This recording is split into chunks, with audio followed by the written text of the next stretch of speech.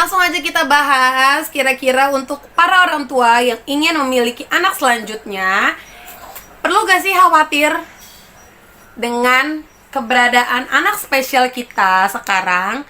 Apakah menurunkan berulang nih sama anak kita selanjutnya? Kira-kira anak selanjutnya Down syndrome juga gak ya? Atau mungkin bisa kelainan yang lain? Atau mungkin bisa mendapatkan anak yang normal seperti anak sehat lainnya? Saksikan terus video kita.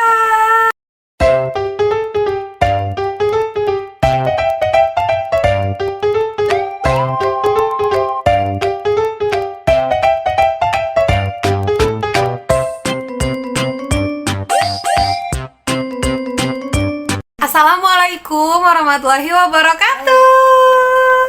Halo ya bunda, ketemu lagi di channel YouTube Almizan DS. Rasanya aku perlu banget nih buat membahas ini kepada ayah bunda, terutama untuk kalian yang pengen dan merencanakan kembali untuk memiliki anak selanjutnya.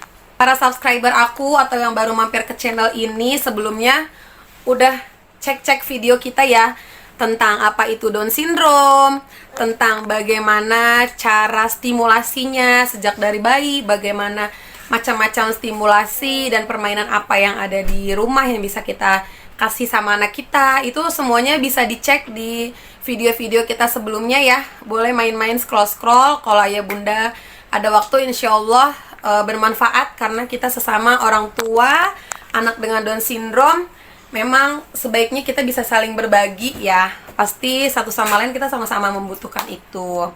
Jadi sekarang yang mau kita bahas, bagaimana nih setelah kita dianugerahi anak spesial, nggak mungkin ya kita stop untuk produksi anak sampai di sini. Aduh maaf ya Almiza. Duduk sayang. Nah duduk sayang sini. Duduk manis. Setelah dikasih sama Allah anak spesial selucu ini, seimut ini, sehebat ini, terus kita tiba-tiba berhenti untuk produksi anak yang selanjutnya, itu rasanya tidak mungkin ya. Tapi pasti ada beberapa orang tua yang merasa khawatir bagaimana nih untuk anak kita selanjutnya. Takut nih nanti kalau anak kita DS lagi, kalau nanti punya anak lagi, bisa kemungkinan besar gak sih anak kita DS lagi, bisa gak sih kita punya anak yang normal dan sehat selanjutnya. Nah, pasti kekhawatiran-kekhawatiran itu timbul dan muncul dari pikiran kita ya. Naluri seorang ibu itu sangat wajar sih, wajar banget. Bunda semua pastinya udah paham betul ya Down syndrome itu apa dan kondisinya seperti apa pada anak-anak Down syndrome. Nah, sebenarnya ketika anak kita divonis Down syndrome, itu sebaiknya perlu banget kita langsung memeriksakan kromosom anak kita. Jadi ternyata fungsi pemeriksaan kromosom ini untuk kedepannya nanti akan terlihat apakah kita, para orang tuanya ini, bisa terjadi kehamilan berulang dengan kasus Down syndrome ini atau tidak. Trisomi 21 atau Down syndrome itu kan salah satunya memang terdapat kelainan kromosom pada kromosom nomor 21, yang seharusnya di nomor 21 itu terdapat 2 kopi jumlah kromosom, tapi pada anak-anak spesial kita ini dia terjadi 3 pembelahan kromosom. Nah, Down syndrome juga dibagi 3 jenis nih, tapi di sini aku mau bahas dulu jenis kromosom yang 2. Jadi pada kasus pertama Down syndrome itu dia kan sel pada kromosomnya itu kan membelah menjadi 3. Nah, pada kasus yang pertama ada yang memang si sel kromosom tersebut membelah dengan sendirinya. Jadi dari hasil pemeriksaan kromosom si anak nanti nih kelihatan di sel tersebut terdapat sel ibu dan bapak atau tidak. Apakah si anak membentuk sel kromosom itu sendiri. Jadi benar-benar 3 sel ini benar-benar pure dari hasil pembelahan sel dia sendiri. Tidak ditemukan adanya sel dari ibu dan bapak. Jadi ini biasanya disebut Down syndrome jenis spontan. Nah, kondisi kedua, Down syndrome dia di kromosom nomor 21, dia tetap membelah 3. Tapi setelah kita cek dari kromosom, itu terlihat biasanya kasus kedua ini ada sel dari ibu dan bapak yang ikut menempel di beberapa kromosom si anak. Biasanya kalau anak Down syndrome tetap dia nempelnya di trisomi, di angka 21. Nah, kelihatan nih dari hasil pemeriksaan kromosom kalau emang ada bagian sel antara ibu dan bapak yang ikut menempel dan membelah di kromosom si anak. Nah, dua kasus ini sangat berkaitan. Yang pertama, si anak ini dia spontan ya, dia membelah kromosomnya sendiri tanpa adanya genetik dari ibu dan bapak. Kasus kedua, dia membelah menjadi 3 kopi, tapi dengan adanya sel dari ibu dan bapak juga. Berarti dari sini terlihat ya bagaimana selanjutnya pada kasus kita orang tua yang ingin memiliki anak selanjutnya. Nah, kalau untuk kasus pertama ini Down syndrome spontan, kalau Almizan masuk ke Down syndrome spontan, jadi udah terlihat di situ waktu aku konsul sama bagian genetik itu udah langsung ditulis kemungkinan kecil ibu akan melahirkan anak Down syndrome selanjutnya. Kemungkinan kecil, jadi untuk aku hamil selanjutnya itu mudah-mudahan nggak perlu ada yang dicemaskan. Yang penting kita tetap ikutin prosedur medis dan menjaga pola makan dan pola hidup kita ya. Nah, kalau untuk kasus kedua, karena pembelahan sel kromosom si anak ada bagian sel dari ibu dan bapak yang menempel, di situ kemungkinan besar hasilnya orang tua nanti akan melahirkan kembali anak dengan Down syndrome. Jadi dua kasus ini dua bagian yang berbeda ya. Makanya aku selalu bilang kalau ada yang nanya sama aku tuh baiknya emang periksa kromosom itu perlu, karena dengan pemeriksaan kromosom kita bisa bukan cuman buat memastikan anak kita oh ya benar Down syndrome, bukan cuma itu, tapi di sana nanti terlihat apakah si anak benar-benar genetik dari kita ataukah dia memang membentuk sel itu sendiri. Mungkin emang Allah udah menakdirkan sama kita ya, karena siapa yang tahu proses pembelahan sel itu kan, proses pembelahan sel itu kan benar-benar saat sel telur dan si sperma itu ketemu. Nah, di situ nanti ketemu hari dia membelah untuk membentuk XY. Ceritanya bayangannya pasti sel telur sama si sperma itu bertemu, dia akan menggabungkan tuh sel-sel antara ibu dan bapak. Nah, disitulah siapa yang tahu kalau bukan dari campur tangan Allah, siapa yang bisa lihat bagaimana proses pembelahan sel itu. Luar biasa ya, Masya Allah banget. Makanya sebenarnya apapun kelainan anak kita itu sebenarnya udah rencana dan takdir Allah. Allah sendiri yang memberikan itu sama kita.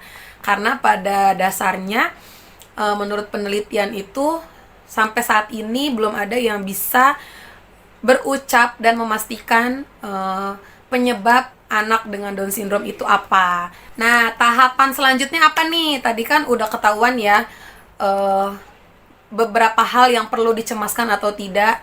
Jadi saran aku pertama, kalau anak ayah bunda udah divonis Down syndrome, sebaiknya boleh luangin waktu untuk memeriksakan anak-anak ayah bunda. Pemeriksaan kromosom itu yang paling murah sih ada di gedung Eichmann ya, boleh langsung ke sana membawa surat pengantar dari dokter. Pastinya biayanya sampai tahun kemarin sih masih sekitar 1,8, sama kok kayak pemeriksaan waktu Almizan tahun 2018. Itu paling murah langsung di gedung Eichmann samping gedung RSCM.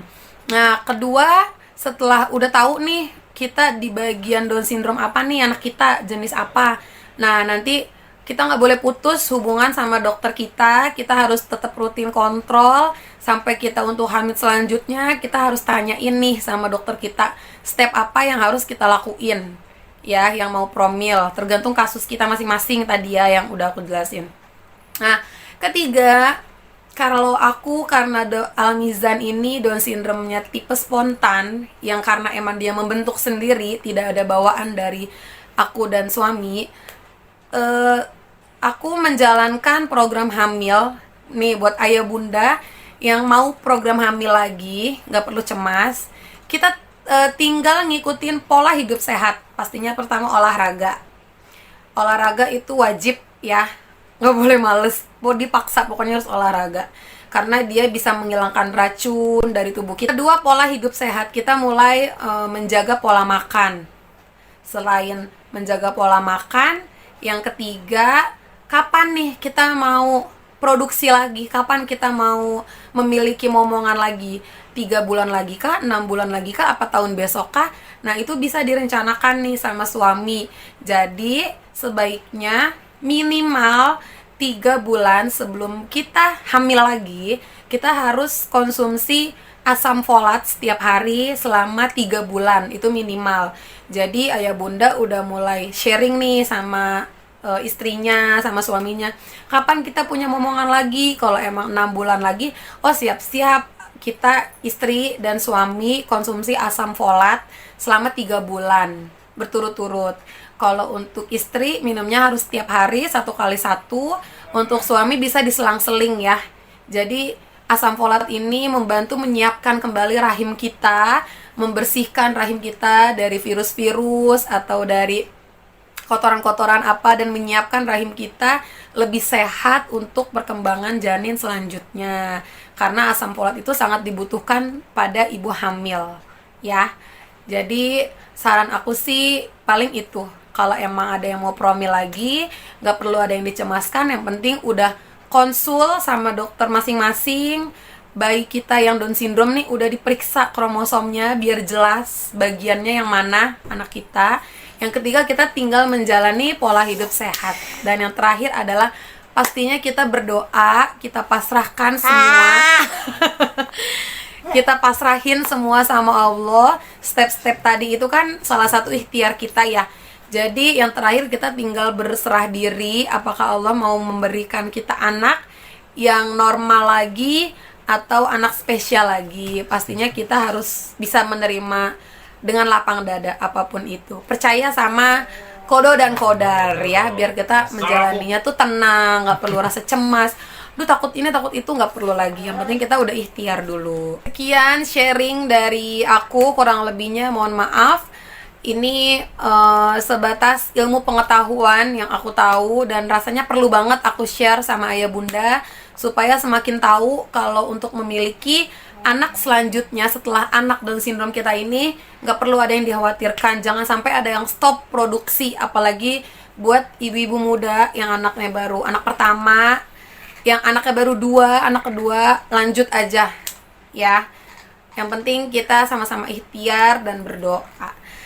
Terima kasih udah menyaksikan video ini sampai habis. Semoga bermanfaat. Kalian bisa share lagi video ini supaya semakin banyak ibu-ibu di luar sana dan ayah-ayah yang tidak khawatir untuk melakukan kehamilan selanjutnya. Kurang lebihnya mohon maaf. Terima kasih. Wassalamualaikum warahmatullahi wabarakatuh.